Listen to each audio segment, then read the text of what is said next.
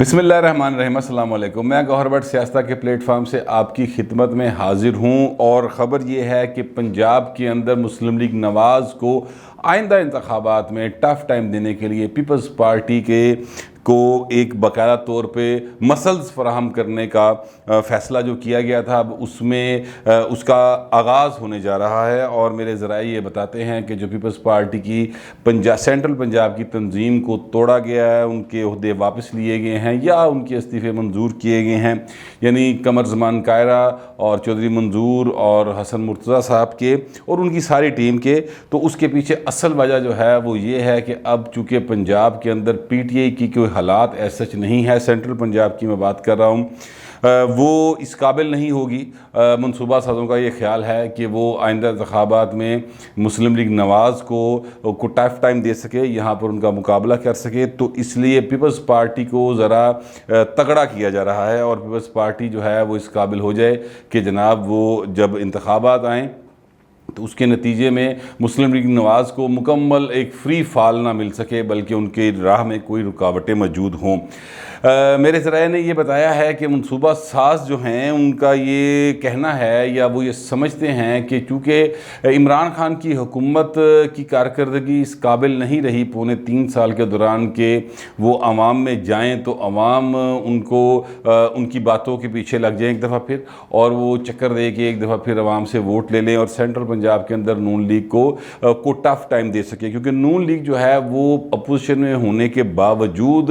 उसकी पॉपुलैरिटी में बहुत इजाफा हुआ है और इसमें मरीम नवाज़ साहबा का बहुत बड़ा रोल है। इसके साथ साथ उनके वालिद साहब जो हैं नवाज शरीफ साहब, उन्होंने भी ज़ाहिर है पाकिस्तान से बाहर बैठकर जो बयानिया अख्तियार किया, ख़ास तौर पे एंटी इस्टेब्लिशमेंट बयानिया, उसके बाद आवाम के अंदर उनकी मकबूलियत जो है वो 2018 के इलेक्शन से भी कहीं ज़्यादा हो चुकी है। इसलिए मनसूबा साज जो हैं वो ये समझते हैं कि अगर हमने मुस्लिम नवाज़ को एक ख़ास हद तक महदूद रखना है तो फिर उसके लिए ज़रूरी है कि पंजाब के अंदर, ख़ास तौर पे सेंट्रल पंजाब के अंदर कोई ऐसी जमात हो जिसकी लेगेसी भी हो और जिसका एक तासुर भी ये हो कि ये एंटी इस्टेब्लिशमेंट जमात है और उसका माजी भी इस चीज़ की गवाही देता हो, और फिर साथ साथ ये भी हो कि जनाब उसके ऊपर कोई ऐसी छाप ना हो कि जनाब इसने माजी में कहीं कोई ऐसी डील की है जिसके नतीजे में ये हुकूमत में है, या ये यूँ कह लें कि वो कोई मुस्तकबिल करीब में किसी जो हैं अस्करी अदारे उनके ज़ेरे असर ना पली हो और वो एक बाकायदा तौर पर हुकूमत उसके बाद उन्हें हासिल ना की हो। जैसा कि ये सारे इल्ज़ामात आप जानते हैं कि तहरीक इंसाफ के सर पर हैं, बल्कि इल्ज़ामात क्या हैं, इनमें काफ़ी हद तक हकीकत भी मौजूद है। आपको याद होगा कि 2018 के इलेक्शन में खलाई मखलूक और महकमा ज़राअत जैसे जो अलकाबात थे वो सिक्योरिटी इस्टेब्लिशमेंट से मुतल्लिक लोगों को ही दिए गए थे और फिर लोगों ने आगे गवाहियाँ भी दी थी कि हमें फ़लाँ ने कहा है, फ़लाँ ने कहा है। इन एनीवेज़ अब जो सूरत हाल चल रही है उसमें यह है कि जनाब यहाँ पर एक ऐसी शख्सियत को लाया जाए और कि जिसका सियासी बैकग्राउंड हो, जिसका सियासी घराना काफ़ी मोतबर हो और बड़ा हो, और जिसको दीगर सियासी घराने जो हैं वो ज्वाइन करते हुए उनमें कोई हिचकिचाहट ना हो। और अब ज़राए ये कहते हैं कि इसके लिए पाकिस्तान पीपल्स पार्टी के एक रहनुमा हैं सैयद फैसल सालेह हयात साहब, जंग से उनका ताल्लुक़ है, पहले भी कई बार वो MNA और मिनिस्टर रह चुके हैं, तो उनको जो है बाकायदा तौर पर इस सिलसिले में लॉन्च किया जाएगा। अब ये ज़राए कह रहे हैं फ़िल वक्त की जो ख़बर है कि इनको बाकायदा लॉन्च किया जाएगा पीपल्स पार्टी सेंट्रल पंजाब के सदर के तौर पर, और फिर उसके बाद ये सियासी घराने जो हैं पंजाब के और अहम घराने हैं और उनके यानी जो उनको जिनको कहना चाहिए इलेक्टेबल्स हैं, उनके साथ रब्ते करके तो फिर पीपल्स पार्टी को पंजाब की मुख्तलिफ पॉकेट्स के अंदर मजबूत करेंगे। और ज़ाहिर है कि इसमें टाइम चाहिए, तो टाइम अब ये है कि इलेक्शन चूँकि 2023 में करवाने का तय किया जा चुका है और ये इल्ज़ाम मुस्लिम लीग नवाज़ के सर जाता है कि उन्होंने एक अंडर हैंड डील की हुई है कि असम्बलियों की मुद्दत हम पूरी करवाएंगे, और इसी तरह की इल्ज़ामात जो हैं आसिफ ज़रदारी साहब के भी सर हैं। तो ये तय है कि फिर इलेक्शन जो है वो 2023 में ही होगा। इसलिए फिर जो फैसल सालेह हयात साहब को फिर एक टाइम चाहिए, साल 1.5 साल का, ताकि वो लोगों के साथ रब्ते करके तो आ सकें। अब मैं आपको बता दूं कि फैसल साले हयात साहब जो हैं वो पीपल्स पार्टी में रहे, एक मुद्दत पीपल्स पार्टी में रहे।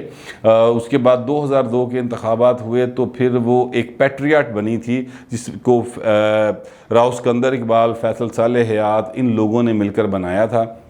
उसमें नौरेश शकूर साहब, ये साहिवाल वाले और सॉरी उकाड़ा और साहिवाल के दरमियान के इलाके से वो इलेक्शन कंटेस्ट करते हैं, वो और इस तरह के बहुत सारे दूसरे जो लोग हैं वो पार्टी छोड़कर मुंतखब होने के बाद, पीपल्स पार्टी के प्लेटफार्म से मुंतखब होने के बाद उन्होंने एक पैट्रियाट के नाम से अपना ग्रुप बना लिया था। उसमें को 12 से 15 के करीब अरकान कौमी असम्बली थे। तो वो जाकर फिर उन्होंने एक हुकूमत को ज्वाइन कर लिया था, जिसकी वजह से जमाली साहब की हुकूमत जो है वो बन सकी थी, और वो भी एक वोट के साथ। अगर वो ये पैट्रियाट का ग्रुप ना बनता तो जमाली साहब की हुकूमत नहीं बन सकती थी।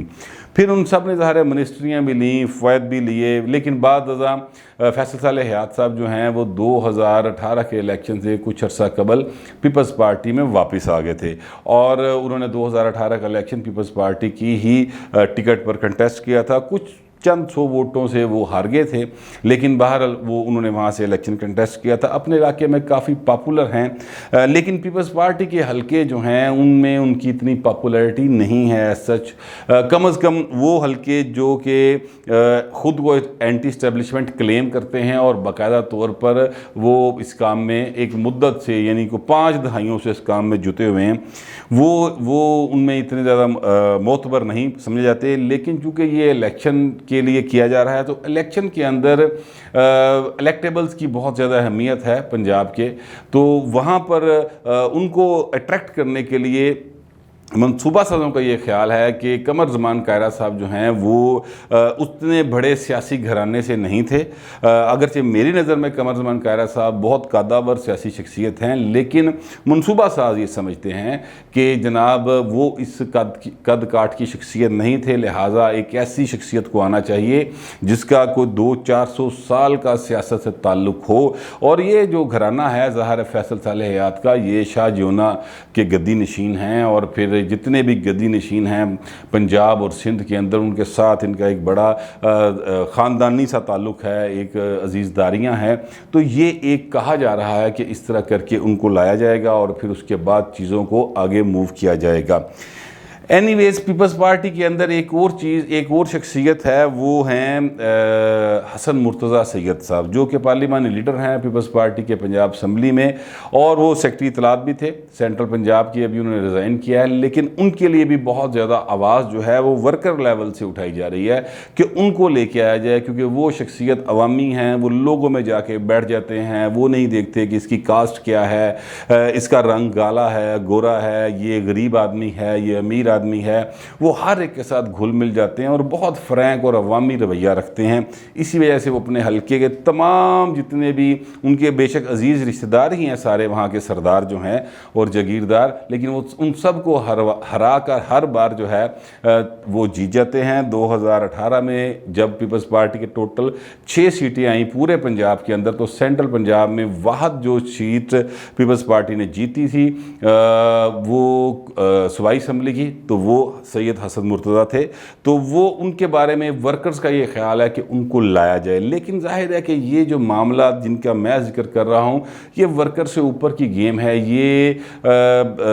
जो है पब्लिक पॉलिटिक्स की गेम नहीं हो रही, बल्कि ये हो रही है पावर पॉलिटिक्स की गेम। तो पावर पॉलिटिक्स के लिए फिर ऐसे प्लेयर्स को आगे लाना ज़रूरी है जो ये समझते हो कि जनाब कोई नहीं, इस्टेब्लिशमेंट के नाल 2-4 बारी चाह पी ली तो कोई मसला नहीं गा, मिलजुल के काम चलाते हैं, इस तरह की शख्सियत चाहिए। जबकि हसन मुर्तज़ा सैयद साहब बाकायदा तौर पर एक एंटी इस्टेब्लिशमेंट आदमी हैं, और वो ये समझते हैं कि इस मुल्क को सिर्फ अवामी जो राज है, हकीकी अवामी राज, वो ही आगे लेके जा सकता है। जबकि फैसल साले हयात साहब का चूँकि बैकग्राउंड है, वो पहले भी इस्टेब्लिशमेंट के साथ मिल चुके हैं, अपनी पार्टी से गद्दारी कर चुके हैं, तो इसलिए उनके ऊपर ज़्यादा बैंक किया जा रहा है। और ये सारा कुछ जो मैं आपको बता रहा हूँ ये ज़राए ने मुझे कन्फर्म किया है, लेकिन ये सारी की सारी बातें जो हैं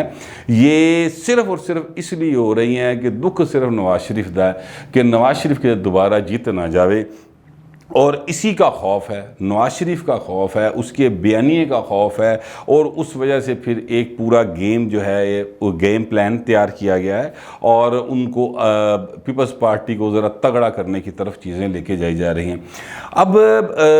ये जो सारी बातें मैं आपको बता रहा हूँ या आप तक पहुँचा रहा हूँ, ये बातें अगरचे अगर मुझे मालूम है तो क्या मुस्लिम लीग नवाज़ के लोगों को मालूम नहीं होंगी? क्या नवाज शरीफ को इस चीज़ की भनक नहीं पड़ी होगी? यकीनन पड़ी होगी, और उसके लिए फिर ज़ाहिर है कि उन्होंने अपनी कैंपेन को मज़ीद बेहतर करने की कोशिश की है। इसके साथ साथ मुस्लिम लीग नवाज़ ने जो शहबाज शरीफ हैं, यानी शीन से शाबाश वाले शहबाज शरीफ साहब जो हैं, उनको भी अपना लॉन्च किया हुआ एक साइड के ऊपर से, और उस साइड से वो इस्टेब्लिशमेंट के साथ राब्तों में रहते हैं। ये एक सारी सूरत हाल है जो मुस्तकबिल में बनने जा रही है। ये सारे के सारे मामला जो हैं वो मुस्तकबिल में आप देखेंगे, ऐसा ही दावा किया जा रहा है मनसूबा साज़ों की तरफ से भी और उन हलकों की तरफ से भी जो पावर कॉरिडोर्स में बहुत ज़्यादा इन रहते हैं। जहाँ तक तहरीक इंसाफ की बात है तो तहरीक इंसाफ का मनसूबा साज समझते हैं कि उनका बोलोराम हो चुका है, और वो सेंट्रल पंजाब के अंदर कोई ऐसी कारकर्दगी नहीं दिखा सके कि दोबारा उनके ऊपर कोई उनके मतलब पंजाबी में कहते हैं उन्होंने घोड़े से कोई पैसे लाने को तैयार नहीं होएगा अगले इलेक्शन के अंदर। बल्कि लोग तो यहाँ तक कहते हैं कि अगर 2023 में इलेक्शन हुए और तब तक तहरीक इंसाफ की हुकूमत ही रही, वैसे ये अब जो बात मैं कहने लगा हूँ इसको ज़रा ब्रैकेट में ले ले, अल्लाह करे कि ऐसा ना हो कि 2023 तक यही रहें, लेकिन फ़र्ज़ करते हैं सियासत है, कुछ भी हो सकता है, तो ये 2023 तक ही अगर रहे तो फिर इनकी टिकट लेने वाला भी जो है वो कम अज़ कम पंजाब के अंदर तो कोई नहीं होगा, और फिर उस वक़्त तक मुस्लिम लीग नवाज़ बहुत ज़्यादा स्ट्रॉन्ग हो चुकी होगी। तो उनको मुकाबला देने के लिए ज़रूरी है कि कोई एक ऐसी पार्टी हो जिसके ऊपर बराह रास्त इल्ज़ाम ना हो कि इस्टेब्लिशमेंट की लेपालक है, लेकिन उनकी बैक के ऊपर इस्टेब्लिशमेंट ही खिल रही हो। इस तरह का एक प्लान तैयार किया गया है जो मैं आपके सामने रख रहा हूँ, इंकिशाफ कर रहा हूँ, क्योंकि अगर आप ज़रा गौर करें तो ये बात दुरुस्त है कि मुस्लिम लीग नवाज़ इस वक्त बहुत ज़्यादा पॉपुलर है पंजाब के अंदर। डस्का का इलेक्शन हुआ, आपने देखा मुस्लिम लीग नवाज़ जीत गई, लेकिन उनके मुकाबले पे भी 1,11,000 से ज़्यादा वोट लिए नवाज़ लीग ने, तो उसके मुकाबले में जो एंटी नवाज़ वोट है वो भी 99,000 था। इसी तरह से अगर आप देखें तो खुशाब के इलेक्शन के अंदर भी जो 74,000 वोट लिए नून लीग ने, तो दूसरी साइड पे 63,000 वोट जो है वो एंटी नवाज़ वोटर भी मौजूद है। लेकिन अब ये सारा वोटर चूँकि इस वक्त हुकूमत है तहरीक इंसाफ की, तो इसलिए लोगों ने उनको वोट कर दिया, और दूसरी किसी पार्टी ने ऐसा कैंपेन भी नहीं चलाई, तो लोगों ने एंटी नवाज़ जो लोग हैं उन्होंने उनको वोट कर दिया। मनसूबा साज ये समझते हैं कि अगर अगले इलेक्शन में जब जनरल इलेक्शन आएगा तो उस वक्त तो ज़ाहिर है पंजाब में या सेंट्रल में तहरीक इंसाफ की हुकूमत नहीं होगी, तो उस वक्त ये जो वोटर है ये इसको कोई ऐसा प्लेटफॉर्म मिलना चाहिए जहां पर ये जाकर वोट कास्ट कर सके जो एंटी नवाज़ एलिमेंट पंजाब के अंदर मौजूद है। किसी दौर में ऐसा हुआ करता था कि पंजाब में भुट्टो एंटी भुट्टो वोट था, जो लोग भुट्टो के चाहने वाले थे उन्होंने भुट्टो को वोट देना था, और जो भुट्टो के चाहने वाले नहीं थे उनको रिप्रेजेंट करते थे मियां नवाज शरीफ, और फिर उनकी अपनी एक पार्टी बन गई। और अब हालत ये बन चुकी है कि पंजाब में नवाज़ और एंटी नवाज़ वोट है वो ये एक डिवाइड मौजूद है। तो एंटी नवाज़ वोट को एक प्लेटफॉर्म मुहैया करने के लिए ये इस किस्म की एक ताने बाने बुने जा रहे हैं, और इस किस्म की एक प्लानिंग जो है वो बाकायदा की गई है। अब देखते हैं कि पीपल्स पार्टी के जो लीडर हैं आसिफ जरदारी साहब और जो बिलावल भुट्टो जरदारी साहब हैं, वो इस सारे फार्मूले को एक्सेप्ट करने के बाद क्या वाकई फैसल साले हयात साहब को लेकर आते हैं। अगर तो वो फैसल साले हयात साहब को लेकर आते हैं तो फिर जिन लोगों ने ये सारे राज मुझ तक पहुंचाए हैं या मुनकशफ किए हैं वो फिर दुरुस्त कह रहे हैं कि ये सारा प्लान ऐसे ही है जैसे मैंने आपको बयान किया। लेकिन चूंकि पीपल्स पार्टी की जो सेंट्रल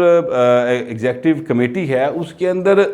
भुट्टो के हकीकी चाहने वाले अभी तक मौजूद हैं। मिसाल के तौर पे सईद गनी साहब हैं, मिसाल के तौर पे वहाँ पर ऐसे लोग बैठे हैं जो कि समझते हैं कि जनाब हमें हर सूरत में एंटी इस्टेब्लिशमेंट स्टांस लेना चाहिए। बहुत सारे ऐसे लोग हैं, सईद गनी साहब का तो मैंने एक नाम ले दिया, सिंध के बहुत सारे लोग हैं, पंजाब के बहुत सारे लोग हैं, KPK से बहुत सारे लोग हैं, चट्टान खान का नाम मुझे अचानक याद आ गया। तो इस तरह के जो लोग हैं वो मौजूद हैं CEC में। अब चूँकि ये फ़ैसला CEC ने नहीं करना, बिलावल भुट्टो ज़रदारी साहब ने करना है और आसिफ ज़रदारी साहब ने करना है, लेकिन उनके सर्कल्स में भी ऐसे लोग मौजूद हैं जो एंटी इस्टेब्लिशमेंट अप्रोच रखते हैं।